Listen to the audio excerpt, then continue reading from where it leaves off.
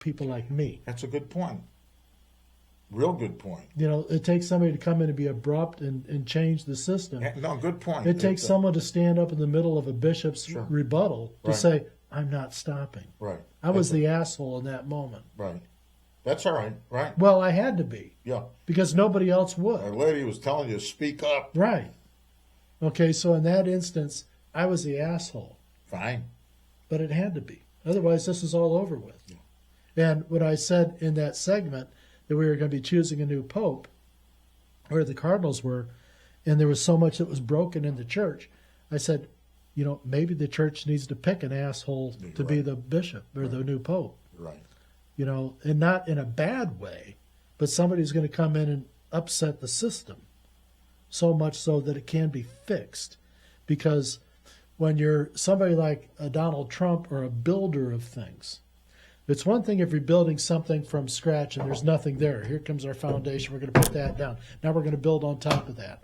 Okay, now we're going to put some, you know, colorful balls on the top or whatever. You know, we'll put those inside. You know, whatever it is, we're building something, but we start with something. Now, if I wanted to come in and say, okay, I had this structure here, now we got to rebuild it. Okay, well, first thing I do is I got to get rid of these things, get those out of there. Okay, then we got to get this out of there. Okay, now we're back to foundation. We don't like the foundation. Let's get rid of it. Okay, let's put in a new foundation. You know, we have to start over. And that's kind of how it has to go when you're building things. And I think that's what had to be with the church. There was the old foundation couldn't be used. I think it needs to be changed in order to be fixed.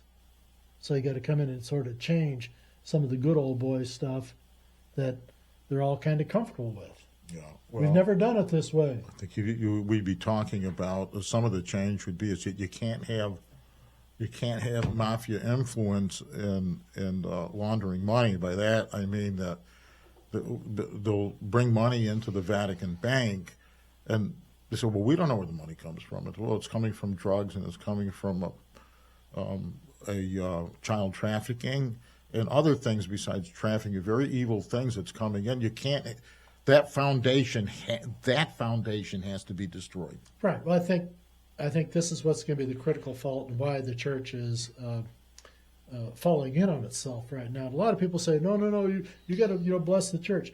Hey, I love the faith. No, we love the faith. Yeah, that's we why love we're the here. faith, but the church is broken. Correct. It's been broken. Yes. For a long time, and we've been told to do this not just of our own volition, but we've been told for years and years and years. There's this guy here.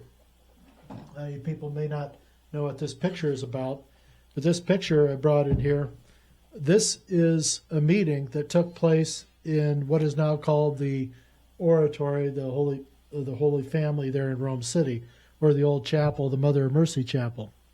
And right over here, there's a gentleman by the name of Monsignor Fulton Sheen. I don't know if he'd become a bishop yet, archbishop. He may not have. I don't think not in that picture. I don't think he had been at that time. So I think he was still Monsignor Fulton Sheen.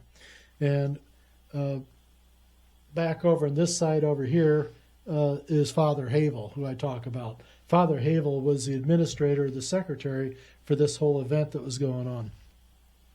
And what this event was the beginning meeting of all the bishops and the intelligentsia around the Midwest and around the country that Bishop Knoll at that time, because I don't think he was archbishop yet either. But he was not archbishop at that time. No, they were both named archbishop in the same time. Okay. And for defense of the church. But Knoll brought everybody together because Sheen was going to be starting off with doing the television show. And this is the room in here where they wrote the first season of Life is Worth Living. And that room is what, Larry? That's the chapel of the Oratory. At the Springs? Right. Or at the, that's the Our Lady of, that's the church. So they met in there. This was in July, and I forget what year it was, but Father Havel had told me about it. He had told me about this meeting. And I always thought, well, it's kind of cool. And he said, but what they did was they collaboratively wrote all the episodes for Life is Worth Living in agreement there with all these bishops and other people from like the different seminaries and things like that. They all came in, and Father Havel was in charge of making sure that there was notes drawn up and they could read about what was discussed the night before. They had chalkboards up there and bulletin boards and all sorts of things. And but that was the first night. And Fulton Sheen has said many times in his program, not only on the radio but also on TV with Life is Worth Living, that it is incumbent, it's not optional, but it's incumbent upon the faithful to make sure that the priests behave like priests, the bishops behave like bishops, and the popes behave like popes, because they aren't going to question or challenge themselves. Were they aware that the apostasy was approaching and they were trying to... Oh, yeah, they could feel it because a lot of tension came out of... This was probably 1950. Okay? I'm guessing 1950-ish. But a lot of stuff happened at the turn of World War II. So 1938, 39, there was a lot of push towards this new direction in the church, the Vatican II. That's really when Vatican II, Father Havel said it all actually started in the 1930s, the push for it. And he was sensing it and feeling it when he was at American University over in Rome right before the breakout of World War II. So he was on the last boat out of Civitavecchia, the port city there. He was on the last boat out of Italy that had to take a bunch of students to drop some off in England. So they dropped them off there at the port there, and then the boat made its way across the ocean. And then Father Havel and the rest of the students got off in New York, and then they got on trains. He came back to... Was this before the war broke out? This is right as the war was breaking out in Europe. And the U.S. didn't get involved for like a year later. But his ship could have been torpedoed, right, during that time? Could have been, yeah. But he was told, Mussolini came and told the seminarians there at American University directly that they needed to get out. Oh, really? Because he couldn't guarantee their safety. Wow. Now, Mussolini was really not, in a lot of ways, that bad a guy. Yeah, he didn't have the hatred, right? The complete hatred for Jews. But he kind of fell into that, and they ended up, gave him the old piano wire treatment there, hung him. But... yeah. There's a story on that, but I don't want to... But there were some other things about Mussolini that weren't as bad as a lot of people made out to. But, he was a fascist, the brown shirts and all like that. And they did a lot of things, but they did a lot of things to help folks too. But there's always a yin and the yang. Right. But right. But Father Havel and these guys have said that the breakup of the Vatican and the Vatican II brought in was a lot of these policies were being pushed at that time. It was causing a lot of questioning. And so, but these guys knew that this was happening because the 1950s, now World War II is over with, and people are taking a big breath of fresh air here now. And now at this time is when the services and the commodities are starting to come back into the stream. They've retooled from the war buildup. Now we're back to making washing machines and cars. America's starting to explode with goods and services. And these guys and others around them are starting to feel comfortable. And they're starting to take on the creature comforts. Correct. And now all of a sudden they're not just abandoning the spiritual parishes and stuff like that. Now they're going out and buying a new set of Spalding golf clubs. Because now we got to go golfing because golf courses are popping up. We're going to go out and be part of that crowd. Right. And so they all wanted to golf and to have all this extra time and things like that. And the priests like Sheen and Knoll and them were concerned about the materialism of the priests. They were on target. But this is 6 years before Our Lady of America shows up. So they knew. To say about the problems with materialism and things like that. So these guys knew that it was an issue. And he's saying that it's your job, my job, your job to call out the priests if they're not behaving properly. You need to say something. Yeah. Because, you get what you... Absolutely. Expect. You can't be a pretend pope. They're not even pretend. Some of them, I question even Francis, whether he was even engineered... not so much Masonic, but as a socialist, was engineered into a communist mindset Well, the popes don't run things. Well, I don't know what he did. He It's the certainly people didn't bring any behind the clarity scenes. to it. But if you mention money, you could probably, if you're a pope and you're mentioning money, like Pope John Paul I, I mean, within a month you're gone. They kill you. It's all that money thing. But the only thing that can dismantle this church at this point is Christ. It belongs to him. And it doesn't mean he's dismantling the faith, but he's going to have a clean out. And so any of these people, like this current pope, quote unquote, you better hope that you're in the right camp. You can't make believe you are. And if the foundation isn't the foundation of Christ, Our Lady, and the Holy Family, there is no foundation. And if you promote people that are doing things and sinning, and you're contrary to God's ordinances, you've got a big problem. You got a serious problem. And you may think that you can squirm around, and you're not going to. He's not going to put up with us. He's had enough. But the good news is the conversion of the world. And the good news is he's seeking people that know and love him, the children throughout the world that will be converted in their hearts and go out and convert the rest of the world. So there is good news to this, but it's going to be a knockdown, drag out. And I think we're at the apex of this. Listen. All they had to do, how many millions, 60 million people, all you had to do to avoid World War II was to consecrate Russia, and you didn't do it. You wouldn't do it. And this is what we got. See it, folks? That's what we got. And they warned us, genocide. They warned us in Lourdes. There would be genocide. And there's been multiple genocides, it seems, since then. Yes. I mean, true genocides, not what they would have called genocide now. It's just no, Rwanda was one, wasn't it? Rwanda was like 6 million or something like that. Yeah. And that happened under Machetes. Clinton, and no one did They anything. didn't do anything. And they gave them machetes. Well, like Prevost, Cardinal Prevost, then with Francis, gave up 10 million Chinese to the government. What is that To story? the Chinese church. What's the story on that? Well, What do you think? the Chinese government was cracking down on the Vatican and all like this because the underground Chinese church, the Catholic Church in China.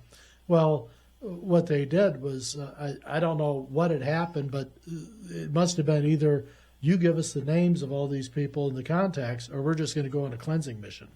And that might have been what the Vatican was told was going to happen, that China was either going to take care of themselves, or you can tell us who they are. Well, I don't know what happened. No one's talking about it right now. They turned them over? But they turned them all over. They gave over all the names of all the bishops and all the members of the Catholic Church in China, and they now let the Chinese government pick who all the bishops are. Well, that's collusion with it. Yeah, so it's not really a Catholic Church, so let's not kid ourselves. Okay, it's an agreement in principle to where the Vatican has basically said, don't kill them, settle down, but I don't know what kind of Catholicism is being talked about. No, it's first of all, you don't snitch on your own people. Second of all, if the Lord wants you to be a martyr, He'll let you know. You don't have. Well, if they're going to take the Catholic Church now and nationalize it, what kind of a church have you got there? Well, you don't have what one. kind of a propaganda machine have you got there? That's what you got. You can't sit there and consider this to be Catholic anymore. Right. So don't expect that they're practicing the same just because they got a name that says they're Catholic. Don't think that they're thinking like you. Right. Oh, no. If it's under state control, it's the same thing with the Russian Orthodox Church. It's under the control of the KGB. And Tarayo, they tried to get him involved in that. And even Putin, I think, up to the end, tried to get Tarayo involved in that state-run church. Well, there's no church. It's run by, the state. That's its control. Mm-hmm. That's what they use. But well, let me put it this way. If first of all, the Pope would keep his mouth shut, wouldn't out these people, who they are. Second of all, if our Lord wanted martyrs, He knows how to present His martyrs, and let them look for the martyrs. But to have a state-run church is not a benign. Let's just be friends, and they can go ahead and do what they want to do. I mean, it insults the first generations of people that the Romans slaughtered. Or are you going to trust the Marxists not to do something they say they won't do? You know, it's like, I mean, you can't even trust, our politicians here who are supposed to be free thinking and, such liberals. I can't believe I'm even talking about this stuff. I never read a book in high school. I mean, I never read a book. I should be like ignorant and stupid and just not discussing things like this. I mean, does anybody else see this stuff or what's going on here? I mean, help Mr. Wizard. Remember that? Help Mr. Wizard. Yeah, but fractured fairy tales and things like that. But I think this is a situation where people are not well versed enough to be able to put the fun facts together when they see them, because they don't have any basis in this, because it wasn't taught. This is stuff you have to go out and find out. A lot of times we're sitting there looking at this stuff. You go, oh my gosh. Right. It's I'll be texting you, said, did you see this? No, I didn't see that. Oh my gosh. Right. But it matches up with something else I found. It's just been kind of incredible how with our searching and looking for things, how these things are knitting together. And you run across one thing, and all you can do is just sit there and think to yourself, this has to be serendipity. What does serendipity mean? It's just like, things are happening because of God's fortunate, Okay. and, it was part of the plan. It's supposed to be. It's part of the... Right. But it takes somebody who's willing to sit there and listen and think that, well, maybe it wasn't right, or these other things they're talking about, they aren't so true. With the we got problems even with trying to figure out which gender are you today or the next day. Yeah, that's so bizarre. I mean, when you're going to have right. confused thinking like that endorsed by other folks, you're on a wrong track, and we need to correct all of these things.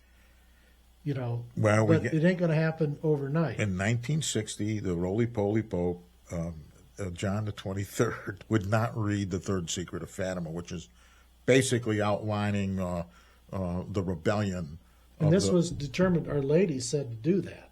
Our Lady said you are to read in 1960 that Third Secret. But she told them that in 1917 as part of it. Correct. Right. So they didn't do what they were told to do. Yeah, you had plenty of time to figure it out, right? Well, she wanted to give them time to self-correct. And they didn't. No, but she knew they weren't doing it. So 1960's coming. And so in 1956, in Our Lady of America, she says it again. In 1956, right, she's saying it again. To remind them, hey, your time's coming. So in 1960, Our Lady of Garabandal, in 1960, basically, it's the same thing, that they're predicting the falling away of the hierarchy and apostasy. And again, they're insisting that you need to self-correct. And they refused to read the Third Secret. And so Garabandal said, Our Lady, our Lord, have decided that there's going to be an illumination of the soul. And everybody in the world, the Conchetta, 8 days before that miracle of the soul, that our Lord will allow us to see who we are and what we lack, and in comparison to what God is, and that this is going to be a shocking and important moment, that if we convert, if we change what we're doing, then there won't be a chastisement. Right. They're going to have their own sun-spinning moment like I did. Yeah, Larry. Like this oh shit moment. Yes. Some are going to die from it. Oh, I think I could see why people may have died of fright.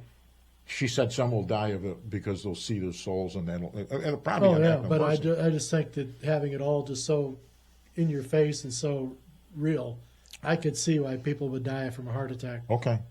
From it, because it is. I was perfectly healthy at that time, but boy, I thought for sure it was over. Yeah, it's so they're going to extremes for the salvation of souls and to get people ready. So Garabandal, and they talk about genocide and different things that are going on, and even within that apparition. In 81, we get Medjugorje, which I think was more localized for the people in Medjugorje. Some people went over there. It really was just pray for peace. When did the war break out? Do you know? Was that like 78, 79? Yeah. Okay. Yeah. I remember I was in high school. Yeah, I think when that started. I was thinking if there was going to be a draft.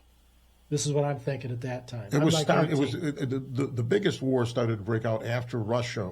After Russia was no longer the communist bloc, and that's when Medjugorje really kicked in 1981. Yeah, but when was the war going on? I think it was a little bit before 81 that they were starting though. Like when would you say 78? Well, I'm asking if it was like 78, 79. Yeah, I think it was that. When did the war in Medjugorje start? Bosnia-Herzegovina.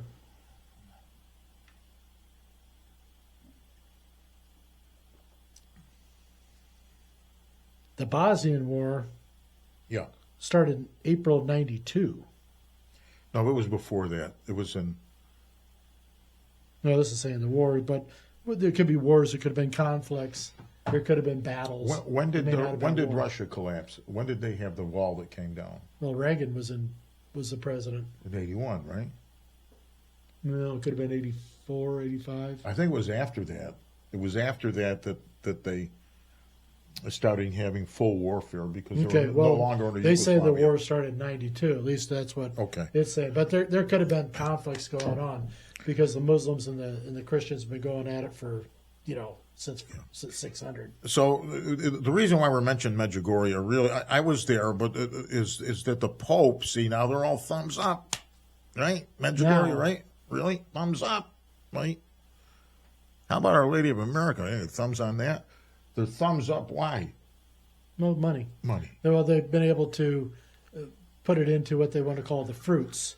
And it's good to have the fruits like I talked about. I think that I question about the veracity of the apparitions and the messages because I don't see anything that's concrete in there.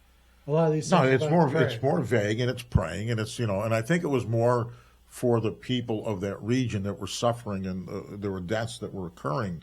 Right. It's like when Torellia got out in 1986 from Russia, he was in Russian gulags for 26 years. President Reagan wanted him freed.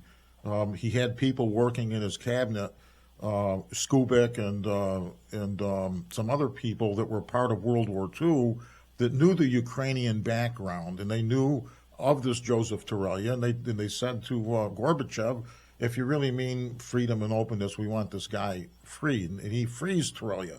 When Torellia gets out after 26 years in Russian gulags, there's an apparition called Hershev, and where Our Lady appears, and basically what she says in 1986 is that there will be much to suffer in the Ukraine yet. Now I'm thinking, I thought these people, they had the Russians controlled them, the Nazis controlled them. How much more suffering these people got to go through? Well, apparently more. And that's what happened. Is that that apparition was to tell the people to prepare for the suffering. So what does that have to do with anything? Well, it has to do with our Lord's love for that particular region of people. But it's not on the same level as Our Lady of America. Now, what did Torellia tell you about Our Lady of America? He saw you. He came here to visit you. Oh, he said you're going to... He basically looked at me and says, you poor son of a bitch. Did he? He says, you don't know what's about to happen to you. He says, it's going to be bad. And he just kind of looked at me and says, you don't know, what's going to happen. No. He says, you're going to hurt. He says, they're going to come after you bad. And he says, but, he says, they can't kill you. He says, like the devil. They're going to try to hurt you, but they can't kill you. So I thought, that's great comfort. I'm thinking to myself, well, they can't kill me. Well, okay, I'll just... You won't be playing golf every day. I'll just suffer interminably and, Yeah. Well, have people come and threaten me with death all the time. You have been suffering continuously. Even the suffering of people coming with their own brand of spiritualism, wanting to lay their hands on them. And he's thinking, hey. Oh, my gosh, they'd come in and come... I mean, I just want to stay away from folks right now. It's...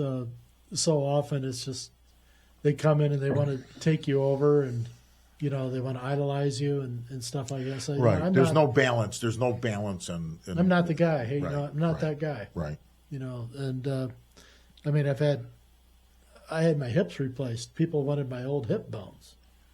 Are you kidding me? Oh, this is how. That's kind of creepy. I know, it's real creepy. Kind of. Kind of. Well, folks, there's one more apparition in 2023 of Pope Benedict XVI, in which he is able to talk about how he was treated and he was being poisoned, and Pope Francis reminding him of Satan. But the biggest thing that he presents to the world is he said that he publicly declared the fifth dogma of the Blessed Mother, of co-redeemer and mediatrix of all graces. That's the fifth dogma, and the fifth dogma, this is the other problem with this American Pope, quote unquote. That's what he needs to be talking about, is that fifth dogma. For the Catholics, I mean, you might think, American Pope, blah, blah, blah. You told me he put some people in charge of the National Shrine and another bishop of a cardinal. Well, they brought in, when Wilton Gregory retired and Trump won in November, Wilton Gregory had his retirement in for 2 years. So he got to mandatorily retire at 75. So he turned his retirement, I think, in 2022. Well, they kept him in the chair there in D.C. Because Biden was in office, and I don't know what it again, or Harris had won, as it ended up being, but Trump wins, and so after on January the 6th this year, they sit Wilton Gregory down, and then they move Cardinal McElroy from San Diego in to be the Archbishop of Washington, D.C. Okay. And they bring him in, I think, to be a thorn in the side or a pimple on the butt of Donald Trump. I believe it. Okay, because this McElroy is the one who had repeated what the cardinal in Luxembourg had said, that homosexual sex is not a sin. Okay. And so McElroy repeated that, didn't take credit for it, but that was one of the things that Bishop Paprocki, Thomas Paprocki out of Springfield, Illinois, came out and said, there's heresy here. And he pointed to not only McElroy's statement, but also the statements and the actions of Pope Francis. And he wrote about both of these before Francis died. So he basically called them both out as heretics without actually saying their names, because Paprocki is astute enough to know that by saying names and by pointing them out directly would have gotten him excommunicated too.